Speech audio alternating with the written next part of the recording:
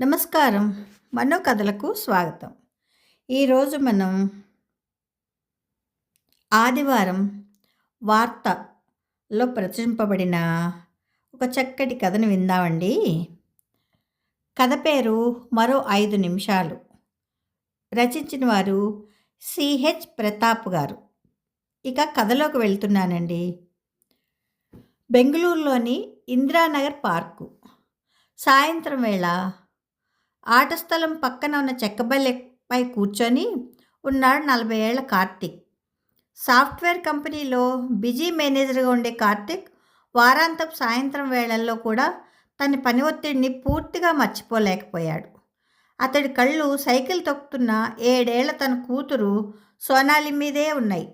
అదే సమయంలో అతని పక్క బల్లపై కూర్చోవడానికి వచ్చింది రజని.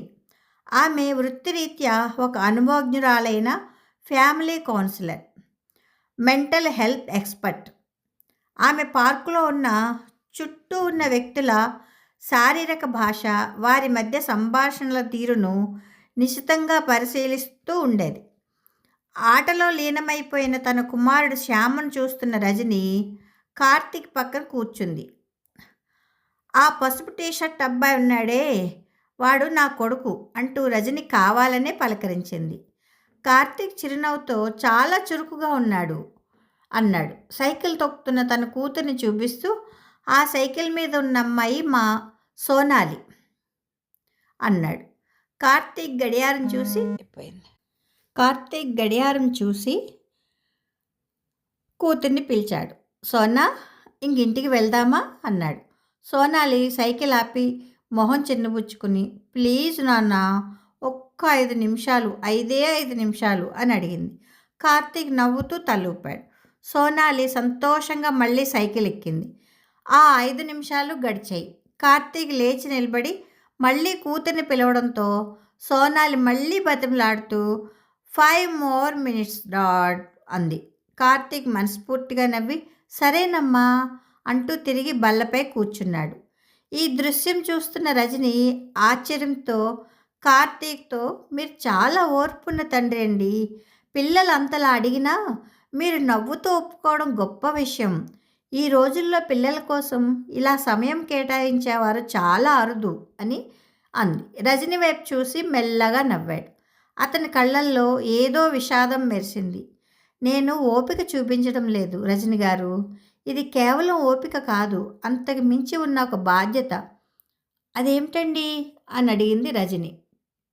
కార్తీక్ చిన్నగా నిట్టూర్చి తన కళ్ళల్లో పేరుకుపోయిన బాధను అణుచుకోవడానికి ప్రయత్నిస్తూ గొంతు సవరించుకొని, మా పెద్దబ్బాయి పేరు అభినవ్.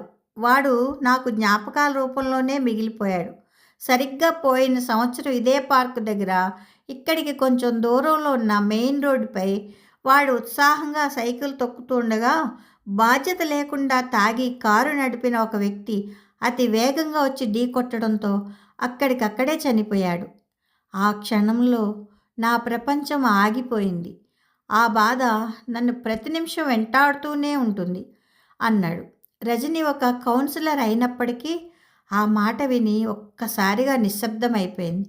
ఆమె వృత్తిపరమైన దూరాన్ని పక్కన పెట్టి కేవలం ఒక తల్లిగా ఆ తండ్రి పడుతున్న వేదనను అర్థం చేసుకుంది. ఆమె గొంతులో సానుభూతి నిండిపోయింది. కార్తీక్ గారు, వినడానికి చాలా బాధాకరంగా ఉంది. కార్తీక్ తన కళ్ళల్లో చేరిన కన్నీటిని ఆపుకోవడానికి తల దించుకున్నాడు. ఆ నొప్పిని బయటపెట్టడానికి ధైర్యం తెచ్చుకుంటూ, అభినవ్తో నేను సరిగా సమయం గడపలేకపోయాను రజని గారు. ఎప్పుడు ఆఫీసులో బిజీగా ఉండేవాడిని. వాడు నా వద్దకొచ్చి, నాన్న కాసేపు ఆడుకుందాం, నాన్న 5 నిమిషాలు సైకిల్ తొక్కుతాను అని ఎన్నిసార్లు అడిగినా నాకు టైం లేదురా అనే సమాధానం తప్ప ఇంకో మాట చెప్పలేకపోయాను అంటూ గద్గద స్వరంతో తన పశ్చాత్తాపాన్ని వెలిబుచ్చాడు. ఇప్పుడు ఒక్క 5 నిమిషాలు వాడితో గడపడానికి నా ప్రాణమైనా ఇస్తాను, కానీ ఆ అవకాశం నాకు లేదు. ఆ తప్పు సోనాలి విషయంలో చేయకూడదని గట్టిగా నిర్ణయించుకున్నాను. తనను చూస్తుంటే నాలో నేను అనుభవించే గిల్టు కొంచెం తగ్గుతుంది. కార్తీక్ సోనాలి వైపు ప్రేమగా చూస్తూ ఆ మాట పూర్తి చేశాడు. సోనాలి తనకి మరో 5 నిమిషాలు సైకిల్ తొక్కుకోవడానికి దొరికిందని అనుకుంటోంది. కానీ నిజం ఏమిటంటే ఆ 5 నిమిషాలు తన ఆనందాన్ని దగ్గరుండి చూసే అదృష్టం నాకు దొరుకుతోంది. ఆ మాట విని రజని కళ్ళల్లోనూ నీళ్లు తిరిగాయి. ఆ దృశ్యం చూస్తుండగా ఆ రోజు పార్కులో చిన్నారుల నవ్వుల కన్నా ఒక తండ్రి ప్రేమ, పశ్చాత్తాపం మరింత శక్తివంతంగా ప్రతిధ్వనించాయి. కథ సమాప్తం. బాగుంది కదండి. ఈ కథ మీకు నచ్చితే లైక్ చేయండి, షేర్ చేయండి, కామెంట్ చేయండి, సబ్స్క్రైబ్ చేసుకొని నన్ను ఎంకరేజ్ చేయండి. ఉంటానండి. ప్రేమతో మీ మను.